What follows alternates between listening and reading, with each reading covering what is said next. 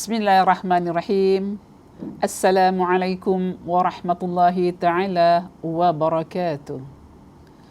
Alhamdulillah, Alhamdulillah, Alhamdulillahi Rabbil Alamin. Assalatu wassalamu ala ashrafil anbiya'i wal mursalin wa ala alihi wa sahbihi ajma'in. Segala puji bagi yang maha berkuasa, yang telah memberikan sebaik-baik nikmat berupa iktikad iman dan Islam. Selawat dan salam serta doa keselamatan kita limpahkan selalu kepada Nabi Agung Nabi Muhammad sallallahu alaihi wasallam berserta keluarganya. Alhamdulillah, jamaah muslimah yang dirahmati Allah. Apa khabar jamaah semua di luar? Alhamdulillah. Doa saya selalu mengiringi kebahagiaan, kesejahteraan muslimah di luar sana. Mudah-mudahan walaupun sedikit kita menyampaikan, tapi dia beristiqamah bagi diri kita dan dapat kita jalankan dalam kehidupan kita sehari-harian, insya-Allah. Jamaah muslimah yang dirahmati Allah, kita masih lagi meraihkan, menyambut bulan agung iaitu bulan Rabiul Awal. InsyaAllah hari ini kita telah masuk 25 Rabiul Awal. Daripada permulaan Rabiul Awal sampai hingga ke hari ini, saya rasa di seluruh masjid telah memperingati peristiwa agung Rasulullah SAW. Walaupun tidak dapat kita raikan di masjid, tapi kita masih dapat lagi meraihkan melalui digital, melalui Facebook, di mana-mana saja. Sekarang dah start canggih, dah mula canggih, kita gunakanlah wadah-wadah yang baik ini untuk kita menimba ilmu untuk diri kita sendiri. Jamaah muslimah dirahmati Allah, alhamdulillah. Masih lagi sempena dalam bulan Rabiul Awal. Hari ini tajuk kuliah kita saya ambil berkaitan dengan wanita. Kalau di minggu-minggu sudah saya telah memberi satu ceramah berkenaan wanita yang Allah dan Rasul sayang. Ini kira kesinambungan Jadi insya-Allah hari ini kita akan berkuliah dengan tajuk 10 kisah teladan dari Sayyidatina Siti Khadijah radhiyallahu an, wanita yang dinantikan syurga. 10 kisah teladan dari Sayyidatina Siti Khadijah radhiyallahu an, wanita yang dinantikan syurga. Kalau pada minggu-minggu lepas saya telah bincangkan bidadari syurga, kita dapat bayangkan siapakah bidadari syurga tu. Kita dapat gambarkan orangnya cantik dengan matanya jeli, dengan kulitnya mulus. Tapi Allah dan Nabi menjanjikan bidadari syurga itu adalah wanita-wanita yang solihah, yang dapat menjaga beberapa perkara dalam dirinya, termasuklah dalam kita berpuasa, solat 5 waktu, kemudian kita menjaga ketaatan kita dengan suami kita, dan juga kita menjaga faraj kita. Kalau keempat-empat perkara ni kata Rasulullah dapat wanita tu jaga, maka wanita solihah tadi Allah jamin, kata Allah, masuklah kamu di syurga, dalam pintu-pintu syurga yang mana saja yang kamu mahu, insya-Allah. Termasuk juga wanita yang dinantikan di syurga iaitu Sayyidatina Siti Khadijah radhiyallahu an. Bila kita sebut nama Sayyidatina Khadijah radhiyallahu an, kita akan kembali kepada sejarah Rasulullah. Bagaimana Rasulullah memperisterikan Sayyidatina Khadijah, seorang wanita Quraisy yang ketika itu diberi oleh Allah satu anugerah jiwa yang kental, wanita yang kaya raya. Kemudian apabila datang hari-hari persembahan di kota Mekah, Sayyidatina Khadijah tidak akan ikut, tidak akan mengikut tradisi-tradisi kaum Mekah ketika itu. Ini yang menguatkan jiwanya dalam memperjuangkan agama Islam. Baik, ibu-ibu yang dirahmati Allah, Sayyidatina Siti Khadijah binti Khuwailid yang masyhur ceritanya. Kalau kita kenangkan balik cerita ni, kita akan dapat tahu bagaimana Rasulullah meminang, bagaimana Khadijah melamar Rasulullah. Ketika itu usia Rasulullah 25 tahun. Sayyidatina Khadijah 40 tahun. Ada berapa tahun berbeza di situ. Tapi cinta tak menghalang kerana Allah dah memupuk dalam jiwa Sayyidatina Khadijah satu etika, satu akhlak yang tidak dimiliki oleh wanita-wanita Quraisy ketika itu. Ini kehebatan. Jadi nama lengkapnya adalah Khadijah binti Khuwailid bin Asad bin Abdul Uzza bin Qusay. Ini ada datuknya, ada noyangnya. Nama lengkapnya sekali lagi adalah Khadijah binti Khuwailid, Khuwailid bin Asad, Asad bin Abdul Uzza bin Qusay. Ini nama orang Arab. Kalaulah kita sekarang ni dapat tahu nama bapa kita, tentu datuk kita, noyang kita, atas noyang apa ibu atas noyang lagi apa atas noyang lagi apa, kita tak dapat. Kita dapat 3 saja. Kita, bapa kita, datuk kita dan datuk kita punya bapa. Dapat 4. Lebih daripada itu kadang-kadang tak dapat. Dapat 2 je. Bapa kita bin siapa, datuk kita bin siapa. Tapi Sayyidatina Khadijah, kalau nak ikutkan memang panjang dia punya silsilah dia, keturunan dia. Tapi kita ambil dalam beberapa saja sebagai perkenalan. Sayyidatina Siti Khadijah radhiyallahu an adalah anak perempuan dari Khuwailid bin Asad dan ibunya bernama Fatimah binti Zaidah.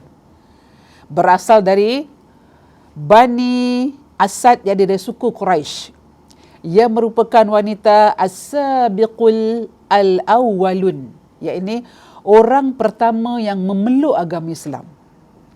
Kalau kita ditanya, Bu, siapakah wanita pertama yang memeluk Islam? Dah tertentu. Sayyidatina Khadijah radhiyallahu an. Siapakah pemuda ketika itu yang memeluk agama Islam? Pemudanya ada. Kalau anak kecil ketika itu adalah Sayyidina Ali bin Abi Talib. Anak kecil yang dah mengaku keislaman Rasulullah. Begitu hebat keimanan mereka ketika itu. Walaupun Islam belum berkembang, tapi keyakinan mereka, kejiwaan mereka, keimanan mereka kental kepada Allah sehingga mereka sanggup bergadai nyawa, harta untuk memakmurkan agama Islam yang dibawa oleh Nabi agung kita, Nabi Muhammad sallallahu alaihi wasallam. Baik, kita mulakan 10 teladan daripada Sayyidatina Siti Khadijah radhiyallahu an, wanita dinantikan oleh syurga. Siti Khadijah berasal dari golongan pembesar Mekah. Kita dah kenal, dia seorang yang kaya. Gelaran Sayyidatina Khadijah adalah seorang rupawan, dermawan, hartawan, budiman, cendekiawan, pintar orangnya. So benda-benda macam ni, keturunan begini, Bu, Masya Allah. Sebab tu Allah angkat Sayyidatina Khadijah jadi isteri Rasulullah. Bukan sebarang-sebarang Allah nak mengangkat seorang wanita untuk mendampingi Rasulullah. Penghulu agung, Rasul agung yang bawa segala risalah Allah di muka bumi ini. Menikahi dengan Nabi Muhammad ketika berusia 40 tahun. Manakala Nabi Muhammad SAW berusia 25 tahun. Jangka masa berapa tu, Bu? Agak jauh tu. 15 tahun? Begitulah jaraknya. Sayyidah Khadijah mengenal Rasulullah bukan kerana cinta, tapi Sayyidah Khadijah terpaut kerana akhlak Rasulullah yang jujur, amanah dalam membawa dagangan ataupun diamanahkan oleh sesuatu perkara. Ini terpautnya Sayyidah Khadijah pada Rasulullah. Tak kenal maka tak cinta. Kadang-kadang dah kenal, cinta putus tengah jalan. Kadang-kadang tak kenal, cinta berakhir dengan kematian. Ini semua adalah Allah dah tentukan jodoh kita. Baik. Ada yang mengatakan usianya saat itu tidak sampai 40 tahun. Hanya sedikit lebih tua daripada Nabi Muhammad. Khadijah merupakan wanita kaya dan terkenal. Khadijah biasa hidup mewah dengan hartanya sendiri. Meskipun memiliki kekayaan melimpah, Sayyidatina Khadijah merasa kesepian dalam hidup. Menurut riwayat, Sayyidatina Khadijah radhiyallahu an pernah berkahwin 2 kali. Kahwin pertama gagal, kahwin kedua gagal. Jadi Rasulullah adalah suami yang ketiga. Beberapa sumber mengatakan bahawa Khadijah pernah bernikah sebelum bertemu Rasulullah. Ini jodoh yang Allah kasih. Khadijah dikenal sebagai wanita suci di zamannya, tatkala di antara lingkungannya sudah kotor. Dia, Sayyidatina Khadijah radhiyallahu an, betul-betul pilihan Al-Tuhan yang dipersiapkan untuk menjadi isteri Rasulullah SAW. Bu, kita kalau nak jadi isteri ni bukan jalan-jalan. Suami kita kenal kita. Kita kenal suami kita, dari perkenalan lah akhirnya ada peminangan, daripada peminangan berlaku pertunangan, lepas pertunangan berlaku pernikahan. Setelah bernikah, di situlah kita mulakan kehidupan rumah tangga kita. Yang tak pernah nampak akan ternampak dalam rumah tangga. Yang kita sembunyi-sembunyikan dalam rumah tangga akan keluar dalam rumah tangga kita. Akan dinampakkan oleh Allah. Siapakah suami kita? Siapakah kita yang sebenarnya? Tak boleh sembunyi lagi. Tapi dalam kehidupan Rasulullah SAW bersama isteri Siti Khadijah, Masya Allah, Allah dah tentukan dua pasangan yang Masya Allah sangat romantis. Nabi kalau berbahasa dengan isterinya, Nabi gunakan bahasa-bahasa yang tidak menyakiti hati isteri. Boleh dikatakan semua isteri Rasulullah, Nabi tak pernah meninggikan suara. Kalau boleh kita juga begitu sebagai suami, dapat kita berperanan, gunakanlah kata-kata keramat yang boleh kita melanggengkan atau kita boleh memakmurkan lagi rumah tangga kita. Baik, kita teruskan. Sayyidatina Siti Khadijah radhiyallahu an menjadi satu dari 4 wanita teladan dalam kehidupan Muslim. Menjadi teladan.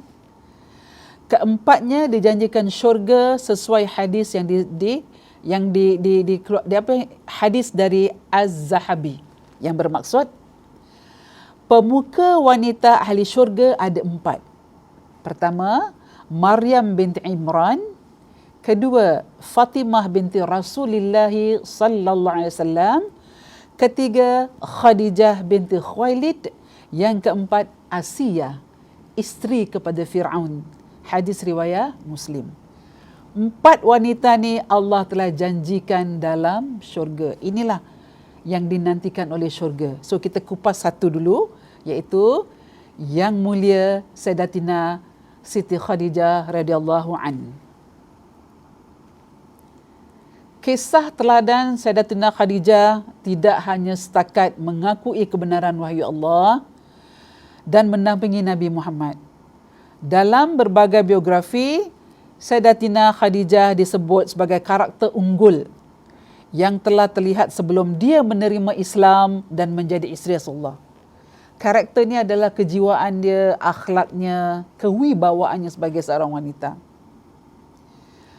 Beliau lahir dari keluarga yang memang terkenal, memiliki kekayaan. Tapi dengan kekayaan tidak menjadikan Sayyidatina Khadijah orang yang sombong, orang yang riak. Malah beliau merendahkan diri lagi sebagai hamba Allah. Sayyidatina Siti Khadijah radhiyallahu an lahir dari keluarga yang sangat dihormati di kalangan Quraisy.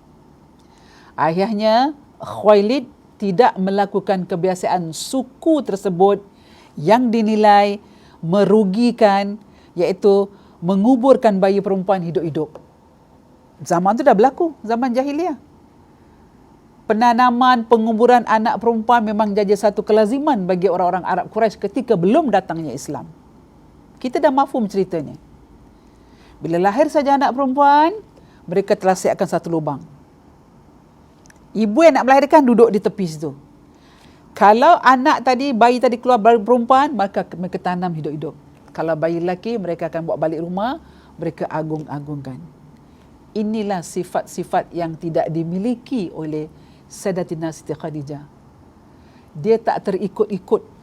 Walaupun dah berumah tangga 2 kali, walaupun gagal dalam rumah tangga, tapi jiwanya, akhlaknya yang Allah dah tentukan tidak terikut-ikut dalam revolusional ketika itu.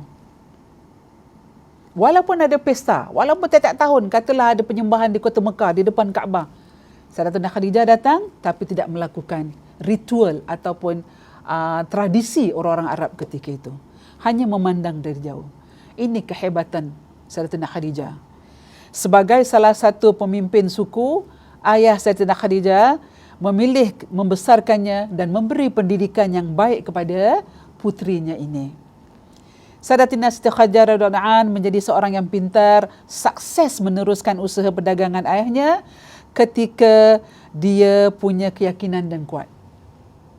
Susah nak dapat wanita macam ni.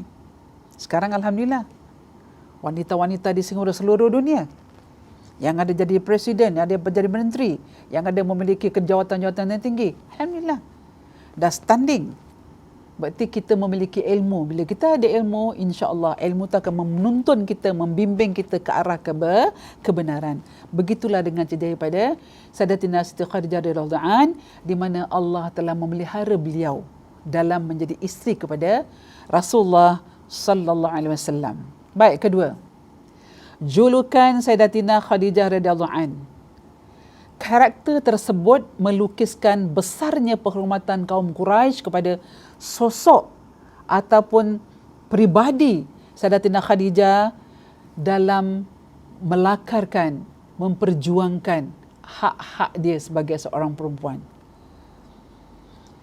Tak hairan jika Sayyidatina Khadijah diinginkan banyak pemuka-pemuka Quraisy menjadi isteri untuk putera-putera mereka. Sebab dia adalah wanita rupawan. Rupawan tu cantik, dermawan, yang memiliki hati yang suka membantu, hartawan, yang kaya. Kemudian kedudukannya tinggi. Putera-putera Arab mana yang tak nak kalau ada orang kaya seperti ini? Tapi Allah pelihara. Hanya orang tertentu saja Allah berikan kepada Sayyidatina Khadijah. Baik, seterusnya, yang ketiga, tidak menyembah berhala. Ini kehebatan Sayyidatina Khadijah. Sayyidatina Siti Khadijah radhiyallahu anha diceritakan tidak ikut menyembah berhala suku kaum Quraisy. Sebelum datang Islam, memang kita kenal di kota Mekah, lagi-lagi di depan Kaabah, ada beberapa patung yang disembah oleh orang-orang Quraisy ketika itu. Tapi Sayyidatina Khadijah tidak ikut melakukan. Hanya memandang dari jauh. Bukankah ini Allah telah menjaga hatinya yang baik? Inilah jodoh yang Allah nak kasih kepada Rasulullah. Seorang ibu, seorang isteri, seorang ummahatul mukminin yang akan memimpin, meneraju di sebalik kejayaan suaminya tadi. Hal ini terungkap saat Khadijah menghadiri festival yang diadakan oleh kaum Quraisy di sekitar Kaabah. Walaupun dalam festival tu Khadijah tak akan ikut menyambutnya, hanya memandang dan datang dan memandang dari jauh. Hebat bu, hebat. Kalaulah kita dapat berjumpa dengan Sayyidatina Khadijah, masya-Allah, melihat nama saja kita dah rasa macam ngerun.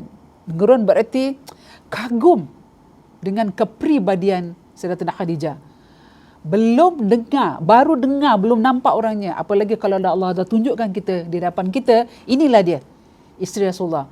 Masya-Allah bu. Barakallah kalau dapat kita jumpa dengan Sayyidatina Khadijah radhiyallahu anha. Baik, yang keempat, Sayyidatina Siti Khadijah mempertimbangkan seruan adanya utusan Tuhan. Sayyidatina Siti Khadijah tidak ikut melakukan hal kurang menyenangkan pada orang-orang ketika waktu itu. Dia justru melihat tenang, bijak dan mempertimbangkan setiap kata dari orang tua Yahudi yang diidentitaskan, tidak dijelaskan detail tersebut. Jadi daripada cerita ini kita dapat mengambil bahawa dah ada risikan-risikan. Yang mana kita tahu Sayyidatina Khadijah terpikat dengan Rasulullah kerana kejujuran Rasulullah, akhlak Rasulullah. Rasa hati ingin memiliki ini tadi dirasa oleh seseorang. Orang dah pandang dia, suka direnungkan. Satu hari Sayyidatina Khadijah test Rasulullah, bawa barang dagangan. Ini barang ni harga sekian, ni begini-begini. Bawa pergi berdagang ke negeri Syam. Bila pulang membawa barang dagangan tu bukan rugi bu, malah bertambah untung, berlipat kali ganda untungnya. Di sinilah Sayyidatina Khadijah nampak kejujuran Rasulullah dalam dibawa amanah barang dagangan. Bukan kerana berlipat gandanya dia punya keuntungan, tapi kejujuran yang ada dalam diri Sayyidina Khadijah, tapi diri Rasulullah. Jadi bila kita dalam rumah tangga, kita ada kejujuran.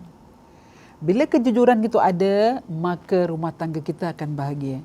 Tapi kalau salah seorang di antara kita tidak berlaku jujur, maka kemusnahan rumah tangga akan menanti kita bila-bila masa. Jangan sampai keretakan tadi menjadi belah. Jangan retak mencari belah. Bila dah terbelah, susah kita nak mempersatukan balik. Piring yang retak masih boleh kita gunakan. Tapi kalau piring dah terbelah dua, nak pakai gam apa pun dah tak dapat nak kita gamkan balik, satukan balik seperti yang asal. Jadi beginilah dalam hidup keluarga Rasulullah.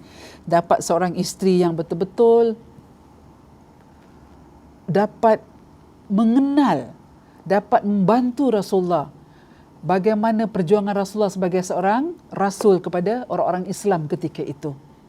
Mengorbankan jiwa raganya, mengorbankan segala hartanya demi membantu Rasulullah dalam memperjuangkan syiar-syiar Islam. Kehebatan Sayyidina Khadijah memang tak dapat dinafikan lagi. Sehingga ceritanya hingga ke hari ini, kita dah masuk dalam milenium 2020, cerita Sayyidatul Khadijah tetap masih lagi dibicarakan. Menjadi cetusan, menjadi inovasi, menjadi satu perjalanan kepada kita sebagai wanita-wanita sekarang ini. Untuk mendapatkan kejayaan, kita boleh kaji balik bagaimana Sayyidatina Khadijah memperjuangkan, membantu Rasulullah, memperdagangkan hartanya. Dengan kejujuran tadi, maka kita akan selamat dunia akhirat. Dengan penipuan, maka kita tidak akan selamat dan Allah pun tak akan terima segala amalan kita. Jadi ini yang kita kena ambil sebagai contoh bagi wanita-wanita yang berkarya di luar sana. Kembali semula, bagaimana syurga rindukan Sayyidatina Khadijah, syurga rindukan kehadiran Maryam, syurga rindukan kehadiran Sayyidatina Fatimah, syurga rindukan Asia, isteri Firaun. Kalau kita dengar cerita Firaun, kita akan dapat bayangkan bagaimana Firaun seorang yang Masya Allah, ketika itu dah tak ada peri kemanusiaan langsung. Sehingga Siti Asia selalu berdoa pada Allah, wahai Allah, istana yang dibinakan oleh Firaun ini bukan syurga. Ini adalah neraka bagiku. Maka wahai Allah, binakanlah aku sebuah syurga, sebuah istana dalam syurgamu. Isteri seorang pembesar yang Firaun yang mengaku diri dia Tuhan. Tapi bagaimana Asia dalam mengatasi, mendampingi Firaun dengan tenang, dengan tabah, dengan kata-kata motivasi, walaupun diherdik, tapi hari-hari dalam doa Asia, wahai Allah, binakanlah aku satu rumah istana di syurgamu. Maka Allah kabulkan doa Asia. Nanti insya-Allah ada masa kita akan sambung lagi ketiga-tiga wanita yang memang syurga nantikan. Baik, kita teruskan. Yang kelima, melamar Rasulullah, melamar Rasulullah SAW. Jika umumnya laki-laki melamar perempuan, maka Sayyidatina Siti Khadijah menempuh cara sebaliknya saat menikahi Rasulullah sallallahu alaihi wasallam. Sayyidatina Siti Khadijah melamar Nabi Muhammad melalui orang ketiga, iaitu Nafisah binti Munyah, yang merupakan sahabat saudagar wanita tersebut. Nafisah kemudian menyampaikan maksud Khadijah kepada Abu Talib, yakni paman Rasulullah. Peranan orang ketiga diperlukan kerana tradisi orang-orang Quraisy tidak mengenal perempuan melamar lelaki. Jadi benda ni jadi biasa. Kalau kita era sekarang, kalau ada seorang wanita, ibu tunggal melamar seorang jejaka, teruna, kita akan heboh cerita ni. Tak dibuat orang lah, tak di itu, tak di ini. Tapi Sayyidah Khadijah melamar Rasulullah. Itu tertentu, Allah telah tentukan. Bukan tak boleh kalau untuk era sekarang seorang wanita melamar seorang lelaki, boleh. Tapi agak janggal kalau di mata masyarakat.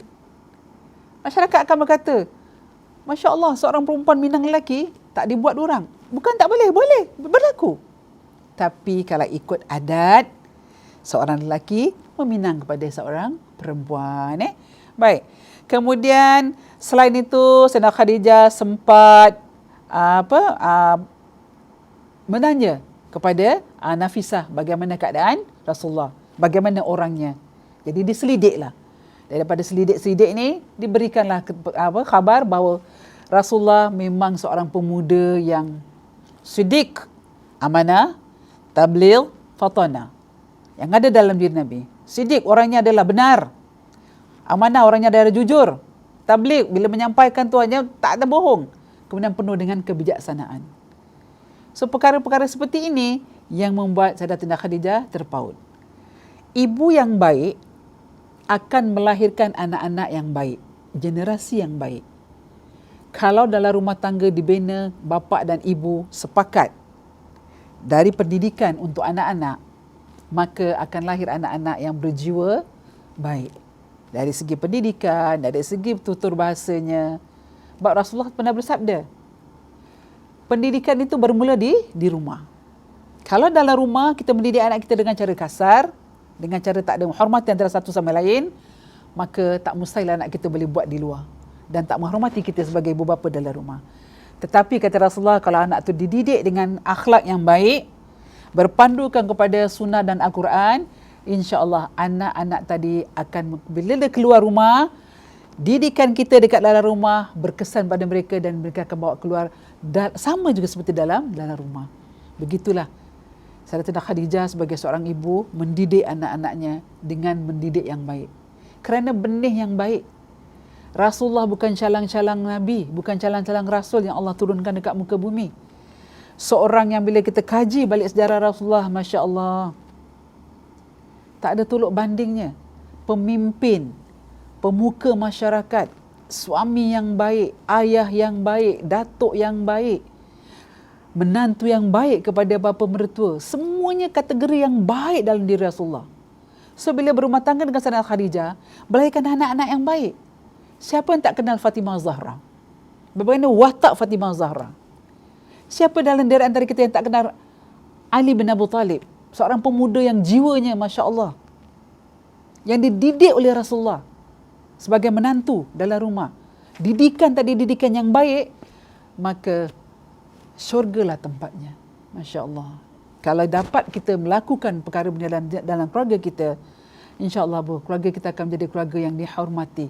Bukan setakat dalam keluarga kita, tapi dihormati oleh orang luar. Kerana apa? Pendidikan. Agama main peranan penting dalam keluarga. Tanpa didikan agama, anak kita akan terlepas pandang, maka ibarat kita macam layang. Dah terlepas, kita tarik balik. Lepas, tarik balik. Kalau boleh fondasi agama dalam diri anak-anak kita, kita kuatkan. Lagi-lagi untuk era sekarang. Kita berhadapan dengan berbagai-bagai jenis digital sekarang ni. Media massa, kemudian sosial media. Klik saja dari hujung jari semua keluar. Jadi kita pastikan antara dunia dan akhirat untuk anak-anak kita dan diri kita juga seimbang. So bila seimbang, dapat kita lestarikan rumah tangga dengan damai. Baik, kita teruskan lagi. Jamaah muslimah dirahmati Allah, diriwayatkan bahawa ketika Sayyidatina Khadijah sakit menjelang ajalnya, Rasulullah sangat sedih. Dah berumah tangga sekian lama. Dalam 25 tahun berumah tangga dengan Sayyidatina Khadijah. Dapat anak, 6 anak. 4 perempuan, 2 lelaki. Allah beri anak lelaki pada Nabi Muhammad, anak tu wafat. Jadi tak ada anak lelaki yang meneruskan warisan Rasulullah. Dapat cucu daripada Sayyidatina Fatimah Zahra. Dapat cucu juga gitu. Dia sampai dewasa meninggal. Jadi tinggallah anak-anak Rasulullah yang perempuan. So untuk menyemaikan rasa kasih sayang ni, Allah telah hiburkan Nabi. Di mana kita telah tahu bahawa Rasulullah telah meninggal 2 orang yang disayang. Ketika itu dipanggil tahun tu tahun sedih. Pertama adalah isteri tercinta, Sayyidatina Siti Khadijah. Yang kedua adalah pakcik Nabi bernama Abu Talib. Orang yang menjadi tulang belakang Rasulullah sepanjang Rasulullah berdakwah untuk menyebarkan Islam di kota Mekah. Orang yang telah mendorong Rasulullah kepada kebenaran. Akhirnya Allah ambil kedua-duanya. So bila Allah ambil kedua-duanya, maka Rasulullah merasa hiba, sedih. Tapi Allah hiburkan Rasulullah. Jadi sebagai ganti, itulah dengan anak-anak tadi Allah kasih Rasulullah. Anak perempuan, di mana anak perempuan selalu menghiburkan Rasulullah. Baik, kita teruskan. Pendukung utama Nabi Muhammad. Sayyidatina Khadijah merupakan pendukung utama Nabi Muhammad. Pernikahan Khadijah terjadi sebelum turunnya wahyu dari Allah SWT. Dukungan utama Sayyidatina Khadijah kepada Nabi Muhammad ketika di Gua Hira. Ini kita faham. Di mana ketika pertama kali Nabi dapat wahyu di Gua Hira, Nabi balik ke rumah. Nabi balik ke rumah dalam keadaan yang menggigil ketakutan. Isteri melihat suami balik dalam keadaan ketakutan. Khadijah memeluk Rasulullah. Katakan padaku, wahai Rasulullah, apa telah berlaku? Apa Nabi jawab? Wahai Khadijah, selimutkan aku, selimutkan aku. Khadijah dengan tenang selimutkan Rasulullah. Dia tak tanya banyak-banyak kenapa, mengapa, bagaimana, tak. Dibiarkan Rasulullah dulu. Dah tenang, baru ditanya. Apa isi ceritanya? Beliau pun pulang dalam kondisi gemetar dan bergegas hingga masuk ke dalam rumah Khadijah. Kemudian Nabi berkata kepadanya, selimutkan aku. Maka Khadijah pun melimutkan Rasulullah hingga hilang rasa takut Nabi. Kemudian Nabi bertanya, wahai Khadijah, apa yang terjadi dengan aku ni? Lalu Nabi menceritakan kejadian beliau dialami dengan datangnya malaikat. Kemudian Nabi menceritakan, aku khawatir pada diriku, wahai Khadijah. Maka isteri yang baik, apabila seorang suami dalam ketakutan, akan keluar kata-kata yang melindung. Bukan kata-kata yang mengherdik, kata-kata yang memarah. Khadijah dengar dengan sempurna. Pinjamkan telinga, pinjamkan mata, pinjamkan hati. Apa yang Nabi mengadu dengan Rasulullah. Akhirnya apa Khadijah kata? Demi Allah, Allah tak akan menghinamu, wahai Muhammad, wahai suamiku.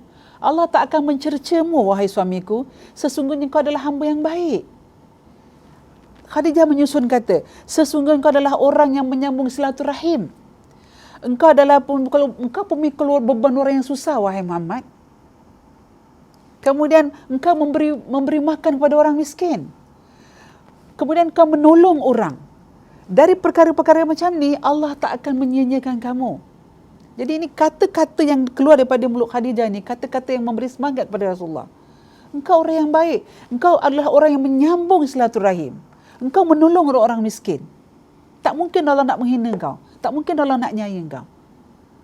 Jadi ini dorongan kata ni yang membuat Rasulullah bertambah sayang pada Khadijah. Kata-kata motivasi, kata-kata perangsang. Bukan kata-kata menghina ataupun kata-kata mengherdik. Kemudian, apa lagi keistimewaan Sayyidah Khadijah? Keistimewaannya membenarkan wahyu Allah. Setelah Nabi ceritakan perkara-perkara ini pada Khadijah, Khadijah membenarkan, wahai suamiku, ini adalah malaikat yang datang untuk menjadikan kamu sebagai satu utusan. Dia dah dapat mengambil satu kesimpulan daripada cerita Nabi dan membuat satu kesimpulan, ini adalah bukan sembarang-sembarang. Mungkin kamu akan dilantik untuk menjadi yang terbaik. Itu satu kebenaran Khadijah di saat Nabi memerlukan seorang untuk mendampingi dia, untuk mendengar apa yang Nabi rasakan. Maka Khadijah dapat rasa, inilah suamiku bakal dilantik akan menjadi seorang rasul. Baik. Yang ketujuh, membenarkan wahyu dari Allah Subhanahu Wa Taala. Keistimewaan Sayyidatina Siti Khadijah juga terlihat pada Nabi Muhammad menerima wahyu di Gua Hira. Sayyidatina Khadijah tidak bersikap masak bodoh. Macam masak bodoh ni, sukatilah. Hanya dengar saja tapi tak memberi respon balik. Tapi dia dengar dengan betul. Namun, ikut mencari tahu keadaan kebenaran wahyu terima Nabi. Dia mengkaji balik. Apa sebenarnya yang suami dia dapat? Apa hikmah yang nak diterima ni? Saat itu, Khadijah didatangi pamannya, Warakah bin Naufal, yang biasa melihat keadaan Nabi, iaitu dia seorang bangsa Ibrani. Yang dapat tahu bahawa Muhammad ini adalah akan menjadi Rasul akhir zaman. Warakah menceritakan kepada Sayyidatina Khadijah. Pakciknya tadi menceritakan apa sebenarnya yang telah berlaku. Kisah ini ditulis dalam hadis, yang diperhatikan dalam hadis ini, dan mengatakan bahawa Nabi akan menjadi Rasul akhir zaman. Tanda-tanda kenabian Nabi telah nampak dalam diri Rasulullah. Maka itu Warakah berani mengatakan bahawa Rasul Muhammad ini akan menjadi Rasul akhir zaman untuk orang-orang Islam akan datang. Padahal Warakah belum pernah, tapi dah terbaca dalam kitab-kitab dia bahawa akan datang, akan lahir seorang Nabi akhir zaman untuk memimpin dunia ni. Baik. Sayyidah Khadijah dalam menghadapi masa-masa usia setelah sekian lama berumah tangga dengan Rasulullah, masa beralih daripada sihat kepada ketidaksihatnya. Sebab tu dalam masa senja, usia senja, Allah menguji Sayyidah Khadijah dalam keadaan yang tidak sihat. Dah mula sakit-sakit. Jadi ketika akhir cerita ni, ketika nak menutup mata, Sayyidatina wafat. Sebelum wafat tu, dia rindukan kepada Nabi Muhammad. Apa yang kita baca, yang kita tahu bahawa Sayyidatina Khadijah wafat di pangkuan Rasulullah, di atas pangkuan Rasulullah. Saat itu Khadijah disahkan meminta serban yang biasa digunakan Nabi Muhammad untuk menerima wahyu sebagai kain kafan. Jadi dia rasa ketika dah sampai masa untuk wafat, untuk meninggalkan dunia, dia minta kepada Rasulullah untuk minta kain kafan tu. Kita bayangkan, Bu, kita dengar cerita melalui sejarah bahawa Khadijah seorang yang kaya raya, yang penuh dengan kemewahan. Yang tadi saya katakan dermawan, hartawan, rupawan. Ketika nak wafat, nak meninggal dunia, segala hartanya tak ada satu pun yang tinggal. Khadijah korbankan semua hartanya kepada jalan Islam. Membantu Rasulullah. Ambil Rasulullah. Gunakan harta ini untuk jalan Islam. Dia korbankan segala nyawa, jiwa dan raganya.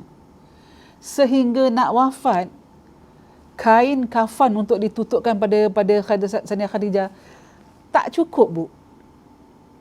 Sehingga dia minta kepada Rasulullah, kalau dapat izin Rasulullah, minta gunakanlah sarban Rasulullah untuk menutupi jenazah dia. Kemudian, namun Allah mengizinkan. Allah turunkan bidadari pada syurga membawa kain kafan. Di mana kain kafan tu ada 5 kain. Kelak ada 5 orang yang menggunakan kain kafan istimewa tersebut. Yang pertama untuk Sayyidah Khadijah. Yang kedua untuk Siti Fatimah Az-Zahra. Yang ketiga untuk Ali bin Abi Talib. Yang keempat untuk Hasan cucu Rasulullah. Sedangkan kain tu ada 5. Nabi bertanya, wahai malaikat, kenapa ada 4 saja kain kafan ni daripada syurga? Yang kelima untuk cucu Rasulullah bernama Husain. Dia akan mati dalam keadaan yang sungguh menyedihkan. Dalam peperangan, cucu Rasulullah bernama Husain mati dalam keadaan yang menyedihkan dan tak sempat nak dikafankan. Dalam keadaan begitulah dia dikuburkan. Dia dianiaya oleh orang-orang yang tidak bertanggungjawab ketika itu. Baik, ketika meminta kain sarban ni, ketika saat-saat Khadijah merasa ajalnya semakin dekat, wanita mulia ini memanggil Fatimah Az-Zahra dan berbisik, Fatimah, putriku, aku yakin ajalku segera tiba. Dan yang kutakutkan adalah siksa Allah dalam kubur. Tolong mintakan kepada ayahmu, aku malu dan takut untuk memintanya sendiri, agar beliau memberikannya serbannya yang biasa untuk menerima wahyu, agar jadikan kain kafan untukku. Mendengar itu, Rasulullah berkata, wahai Khadijah, Allah telah menitipkan salam kepadamu dan telah dipersiapkan tempatmu di syurga. InsyaAllah, Bu. Ummul Mukminin Khadijah pun menghembuskan nafas terakhirnya di pangkuan suami tercinta, iaitu Rasulullah sallallahu alaihi wasallam. Khadijah pun didekap dengan perasaan pilu dan sedih yang teramat sangat oleh Rasulullah. Melihat air mata Rasulullah yang turun, ikut menangis pula semua orang yang ada di sisinya. Saat itu, Malaikat Jibril turun dari langit dan mengucapkan salam serta membawa 5 kain kafan. Rasulullah menjawab salam Jibril dan kemudian bertanya, untuk siapakah kain kafan ini, wahai Jibril? Maka Jibril berkata, kafan ini untuk Khadijah, untuk engkau ya Rasulullah, untuk Fatimah ya Rasulullah, untuk Ali ya Rasulullah, dan juga untuk Hasan. Jawab Jibril. Kemudian Jibril berhenti berkata dan menangis. Rasulullah bertanya, kenapa engkau menangis ya Jibril? Cucumu yang satu, yakni Husain, putra Sayyidina Ali, tidak memiliki kain kafan. dia akan mati dan tergeletak tanpa kafan dan dimandikan. Jadi begitulah Sayyidina Husin keadaan dia dalam yang hiba lah. Kematiannya mati yang sangat hiba. Nabi pun bersedih. Rasulullah berkata di jasad Khadijah, "Wahai Khadijah, isteriku sayang, demi Allah, aku tak akan pernah mendapatkan isteri sepertimu.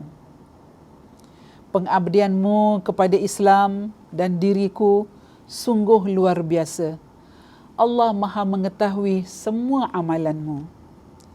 Rasulullah berkata lagi di dekat jasad Khadijah, "Wahai Khadijah isteriku, demi Allah, aku tak akan pernah mendapat isteri sepertimu."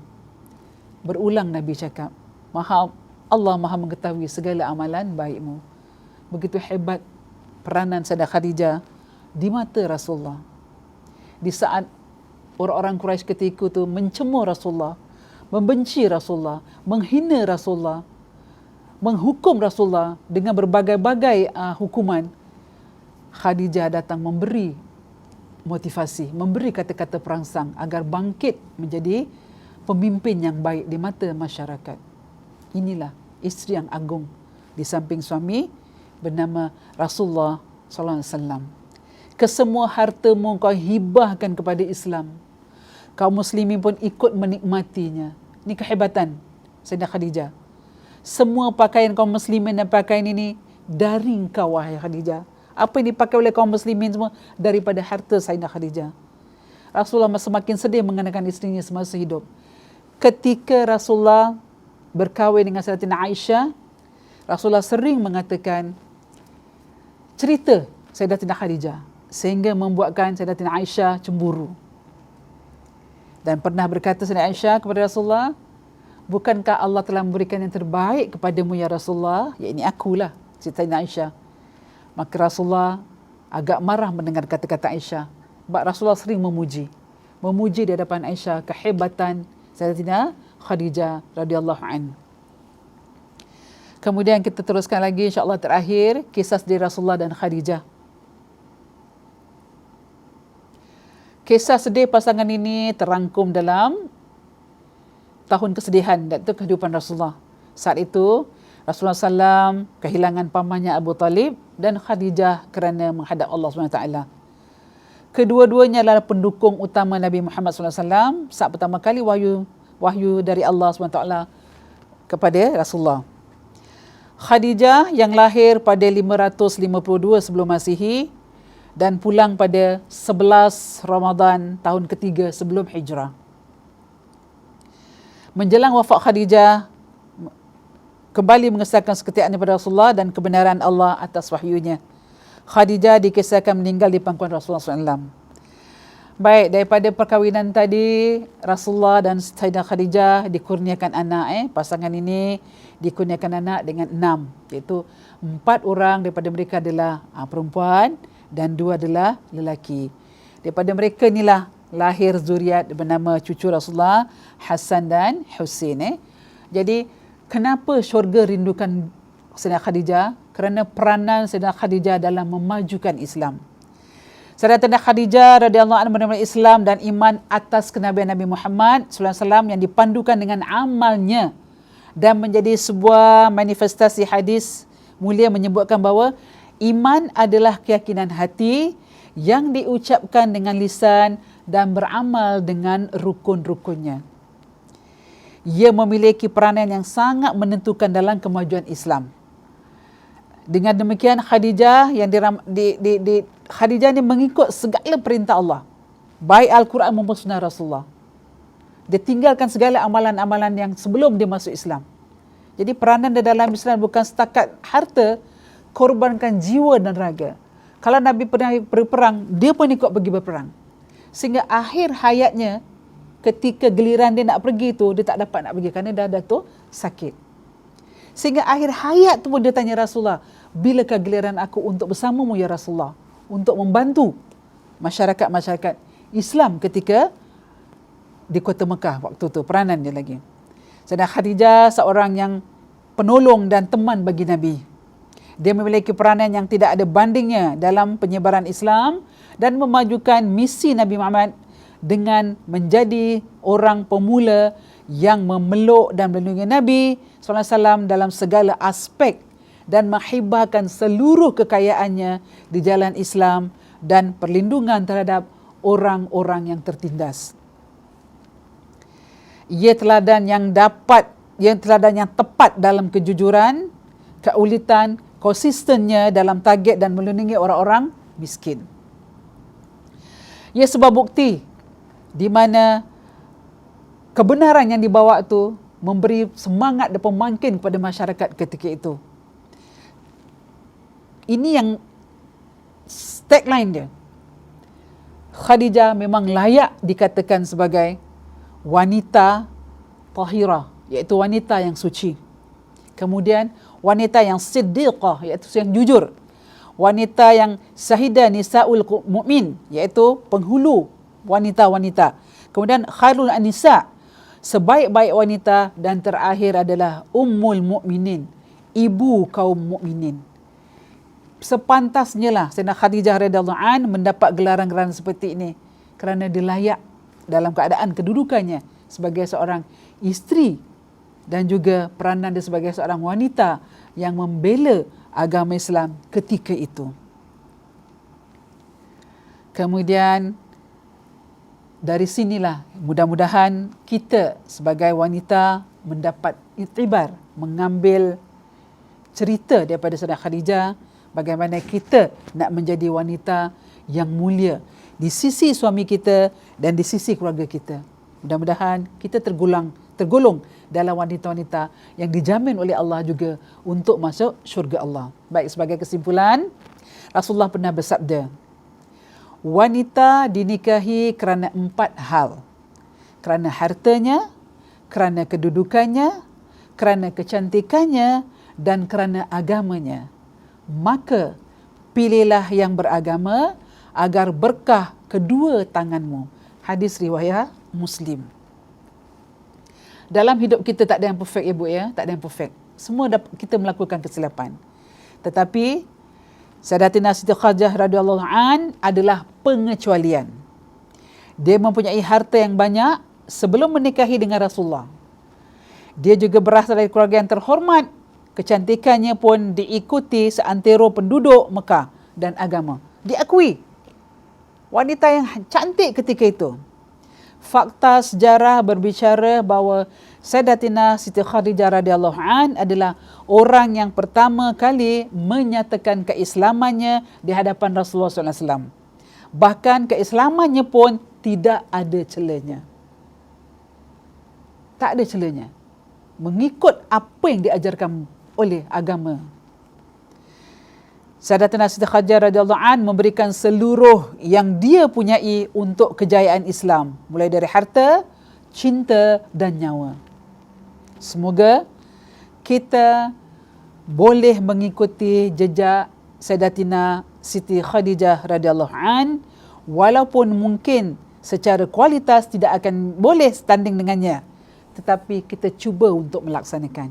Mudah-mudahan kita menjadi ibu yang baik kepada anak-anak kita, isteri yang sejuk mata suami memandang, dan kita juga mudah-mudahan banyakkan doa pada Allah, mudah-mudahan kita dapat menjadi seperti Sayyidah Khadijah yang dirindukan oleh syurga. Baik, saya berhentikan dulu insya-Allah. Kita akan sambung lagi wanita-wanita hebat ni, kita ada 4 ni. Kita baru bicara satu, wanita yang hebat yang dirindukan oleh syurga.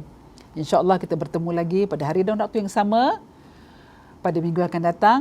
Akhir kata, mari kita sama-sama baca tasbih kafarah dan surah Al-Asri. Bismillahirrahmanirrahim. Subhanakallahumma wa bihamdika asyhadu an la ilaha illa anta astaghfiruka wa atubu ilaik. Bismillahirrahmanirrahim. Wal 'asri innal insana lafi khusr إلا الذين آمنوا وعملوا الصالحات وتواصوا بالحق وتواصوا بالصبر. صدق الله العظيم. Akhir kalam dari saya. Assalamualaikum warahmatullahi wabarakatuh.